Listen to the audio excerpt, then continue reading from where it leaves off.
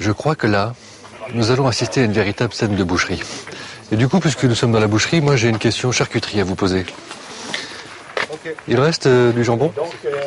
Il reste du jambon, c'est le titre du premier film d'Anne de Petrini, comédie romantique mixte. Alors il y a eu bien sûr Mauvaise foi de Roger Gem sur les amours entre une juive et un arabe, mais sur un arabe et une française, il n'y a pas eu encore. Comment se moquer de manière totalement décomplexée de l'histoire du fils d'immigré qui débarque chez les Bourges et de la petite Frenchie qui débarque dans une famille rebeu pur jus, c'est ce qu'a réalisé Anne de Petrini assez récemment. Anne de Petrini, réalisatrice, et l'acteur, c'est Ramzy Bedia. Ramzy Bedia, Anne de Petrini.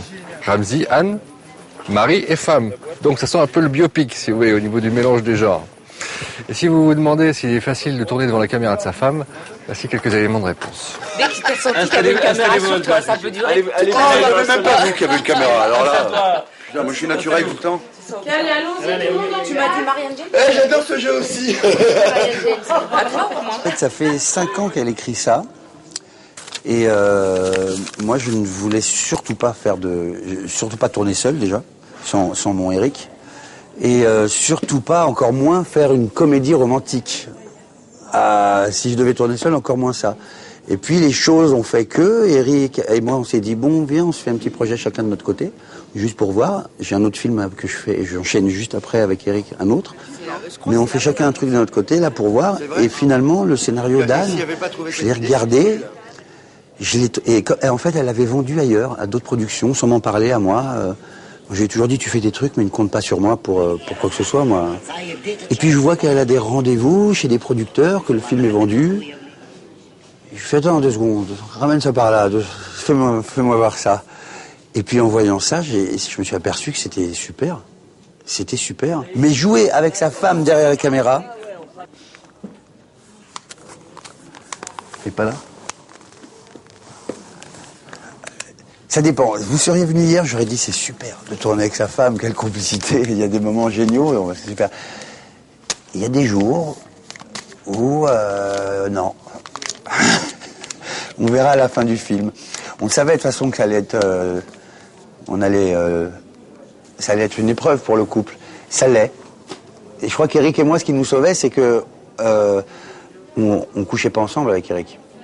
Du coup, quand on s'embrouille, on s'embrouille. Et puis, j'ai pas d'enfant avec Eric non plus. J'ai une coach qui me suit depuis H et qui a toujours été là sur tous nos films et que là, j'ai appelé à la rescousse. Et du coup, elle fait le tampon en termes de jeu. Et ensuite, la réal, elle est super. Je la trouve super. Et sur les gags, j'aime bien aller voir... les gags, j'ai la légère prétention de penser que je peux aller au combo pour aller vérifier et donner mon avis. Voilà. Et puis, elle les demande aussi. Moi, je suis un comique à la base. Je suis pas un acteur dans ma tête. Je suis encore un comique. Alors, pour faire du cinéma avec Marshall, il faut un chef-op. C'est le plus grand homme du tournage, d'ailleurs. Enfin, après moi, je veux dire. Il s'appelle Denis Rouden. Denis Rouden, c'est d'abord un bon 1m95 et c'est surtout à lui qu'on doit la lumière bleutée de 36, très inspirée par Hit de Michael Mann et aussi l'hypercontraste d'Emer 73. Alors à quoi faut-il s'attendre pour leur 3e collaboration au cinéma ? Dans Les Lyonnais, pour la première fois dans les films d'Olivier, il y a une partie époque. Ouais. Donc voilà, ça c'est très intéressant parce qu'évidemment ça amène donc 2 images quasiment, une image époque, une image actuelle, et donc ça a amené une recherche encore plus poussée sur, enfin, c'est-à-dire qu'il y a 2 images dans le même film. Donc il a fallu réfléchir à ce que pourraient être les flashbacks. C'est compliqué parce que ça paraît réinventer parce que le flashback c'est souvent du sépia par exemple et j'imagine que vous avez voulu essayer de trouver autre chose. Il y a eu tellement eu de flashbacks dans les films. Après on se pose toujours la question de savoir est-ce qu'on le traite différemment ou pas, parce que ça peut être la question aussi.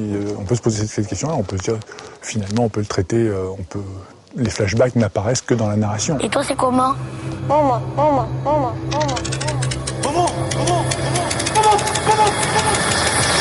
Mais là, bon, je crois que c'était important de marquer l'époque, parce que finalement, les flashbacks ont plus d'importance que ce qu'on imaginait. Apparemment, ça a l'air de se profiler comme ça. Et donc, du coup, avoir une image vraiment marquée, parce que ce qui s'y passe, en plus, c'est très très important. C'est toute la genèse du gang des Lyonnais et tout ça. Donc le film sera marqué d'une façon générale, mais les flashbacks encore plus. Donc on travaille et donc du coup dans les flashbacks j'ai repris quelques petites choses que j'avais fait dans MR73, des traitements sur le négatif sur certaines scènes, pas toutes. C'est une image où j'ai travaillé un peu sur les verts, un peu la désaturation, l'ultra contraste bien sûr. Et puis après sur une partie contemporaine un peu plus douce, un peu plus normale entre guillemets. Et tiens, on va bientôt l'entendre. On t'attend. Voilà, c'était pas mal le mouvement de caméra. C'est vrai. Moi. Mais oui, en plus. Moi, mais je dis des trucs importants sur toi. Bon allez, avant que le taulier ne tape sa gueulante, laissons Denis Rouden retourner au boulot et d'ici à pouvoir apprécier son travail en salle, la séquence de fusillade semble être réglée. Annonce. 116 sur 4, première de caméra. Vous voulez un conseil? Alors planquez-vous. Action.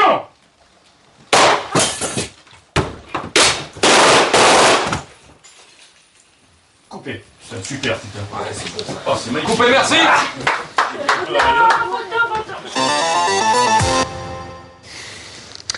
On quitte un petit peu le plateau des Lyonnais pour nous retrouver au Cap Ferré. Il n'y a qu'un pas entre Lyon et le Cap Ferré. Franchissons-le allègrement. Enfin, ok, il y en a quelques centaines de milliers dans cette direction. Je me suis un peu planté sur le calcul, mais c'est pas grave. Bon, alors, toujours est-il que c'est donc au Cap Ferré que Guillaume Canet a tourné l'année dernière Les Petits Mouchoirs, le film sur le 20 octobre. Gros buzz, film choral, beaucoup de comédiens. Le film parle, on va dire, des petits arrangements qu'on fait avec soi-même et les autres pour continuer de mentir d'une certaine manière jusqu'à ce que des événements dramatiques de la vie nous rattrapent et on voit tout ça balnaguer. Mais ça, je ne vous en dirai pas plus sur l'histoire. Un des points intéressants du film, c'est qu'il réussit une immersion totale avec une bande de potes. Et filmer des gens, autant de gens, dans des scènes chorales, c'est une chose très compliquée. Il faut faire beaucoup de prises pour gagner en naturel. Et puis en plus de ça, Guillaume Canet a eu recours à une méthode de travail assez agréable pour ses acteurs. Action. She said, honey, what's your name? Il y avait des gens qui sont arrivés dans le groupe, qui se connaissaient pas et j'avais envie de vraiment réunir tout le monde. On a passé 3 jours dans le décor, bien en amont du tournage. On a pu venir dans la maison où on allait tourner et décider ensemble qui a présenté qui, à qui, comment tu connais un tel, comment un tel et un tel se sont rencontrés. Marie, Ludo et Vincent viennent au Ferret, sont potes depuis très longtemps et je pense qu'ils viennent au Ferret depuis très longtemps ensemble. Ouais. J'ai rencontré Isabelle et Isabelle était très copine avec Véro en fait, c'est des amis. Elles sont copines depuis très longtemps. Ouais, c'est bien ça. Ça leur a permis de vivre pendant 2 jours tous ensemble, de se connaître un peu pour ceux qui se connaissaient pas. Quand on se retrouve 3 mois avant que le film démarre, on a déjà dans la mémoire ce moment où on est venu ici faire une lecture. Donc on a déjà une connaissance les uns des autres. On se retrouve pas sur un plateau en disant tu joues mon meilleur pote, bonjour, comment allez-vous? Moi j'avais envie de ça, j'avais envie quand ils reviennent dans la maison qu'ils la connaissent cette maison, qu'ils la découvrent pas. De se retrouver dans des situations dans lesquelles on a pu se retrouver déjà dans la vraie vie. C'est super enrichissant en fait. On est tous reliés les uns les autres et toutes nos histoires, aussi personnelles soient-elles, finalement interfèrent et a une influence sur le parcours des personnages. Ça nous a énormément nourris inconsciemment.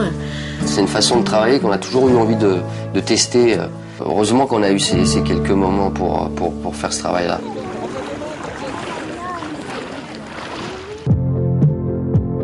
« 118 sur 1, 5e de caméra. » Voilà, c'est la fin de cette émission consacrée au prochain film d'Olivier Marchal. Action. Il faudra patienter 1 an avant de retrouver Tchéky Karyo, Gérard Lanvin et l'ensemble du gang des Lyonnais en salle. Sortie prévue, novembre 2011.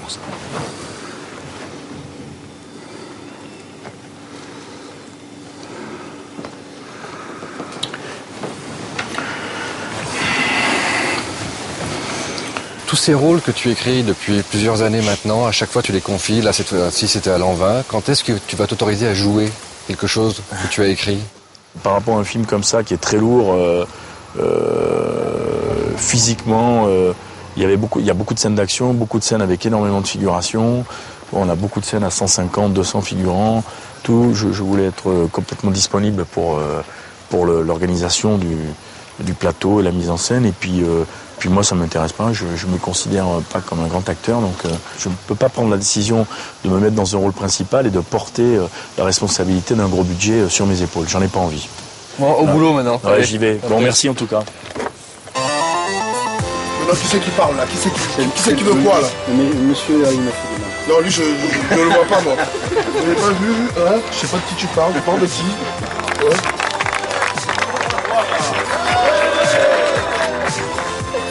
Ça c'est du making of, ça c'est du bonus.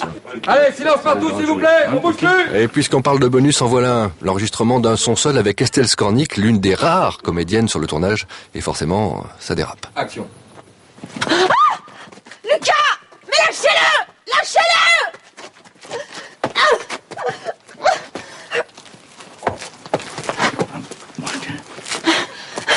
Ah, tu aimes ça, ma cochonne, hein?